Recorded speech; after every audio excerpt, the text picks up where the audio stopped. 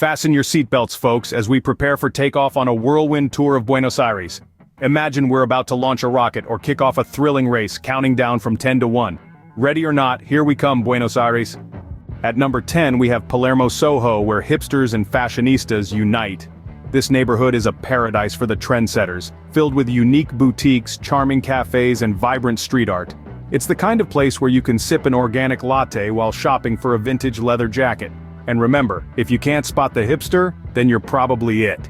So if you're too cool for school, Palermo Soho is the place for you. Coming in at number 9, we have the San Telmo Market, where bargaining is an Olympic sport. This bustling market is a treasure trove of unique finds steeped in history. It's as vibrant and colorful as the city itself. Now, let me share a funny tale. Once, a tourist tried to haggle for a vintage coin. After a spirited negotiation, he walked away with a sombrero instead. Now that's a twist.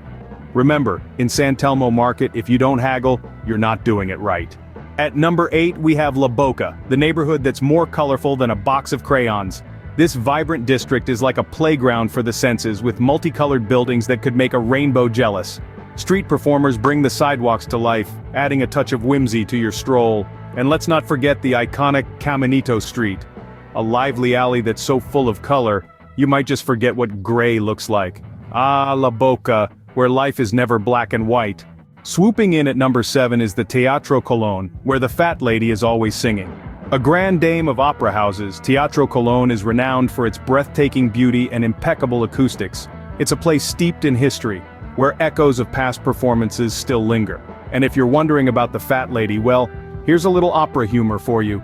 It's said that an opera isn't over till the fat lady sings. At Teatro Colón, it's not over until the soprano hits the high note. Gracing us at number 6, we have Recoleta Cemetery, where the dead live in style. Home to a city of ornate mausoleums, Recoleta is the eternal resting place of many a notable figure. And let's not forget about the curious cats that roam the grounds, adding a whimsical touch to this solemn place. You could say this cemetery is the dead center of the city, where being laid to rest is a rather lavish affair. Recoleta Cemetery, where life after death is a lavish affair. At the halfway mark, at number 5, we have Malba, the museum that's a masterpiece itself. Housing some of the most intriguing modern art collections, Malba's architecture is just as captivating. With rotating exhibitions, there's always something fresh to see. And hey, isn't modern art all about perspectives? So, if you see a red dot on a white canvas as a metaphor for life's struggles, who's to say you're wrong? At Malba, you can be an art critic for a day. Coming in at number 4, we have El Ateneo Gran Splendid, the bookstore that makes bibliophiles weak in the knees. This isn't just any bookstore, folks. Imagine ceiling-high shelves filled with books, nestled within the grandeur of an old theater. Picture yourself sipping coffee on the very stage where performers once stood. But be warned, with such a variety of books you might just lose yourself in the labyrinth of literature. El Ateneo Gran Splendid, where happily ever after is just a page away.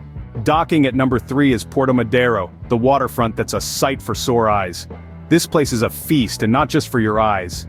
The restaurants here offer a smorgasbord of culinary delights, from juicy steaks to fresh seafood. And let's not forget the iconic Puente de la Mujer, a bridge that's a marvel in its own right. Just don't blame us if you can't decide where to eat. The options here are as vast as the ocean itself. Puerto Madero, where the view is as good as the food. Ruling the roost at number 2, we have Plaza de Mayo, the heart and soul of Buenos Aires. This isn't just a square, folks. It's a living, breathing testament to Argentina's turbulent past.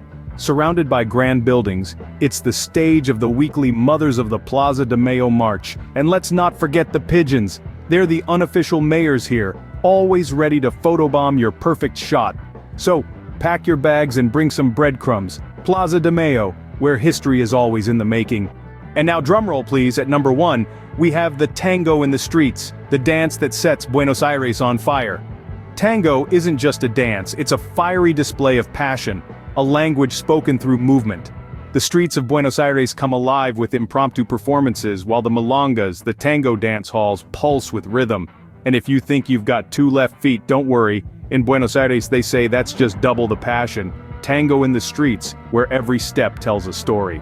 That's it, folks. We've reached the end of our tour, but Buenos Aires still has much more to offer. From Palermo Soho to tango in the streets, these places are just the beginning. Don't forget to like, comment, and subscribe to Travel Best Places channel. Remember, the world is a book, and those who do not travel read only a page. So why not start your next chapter in Buenos Aires? Safe travels and see you soon.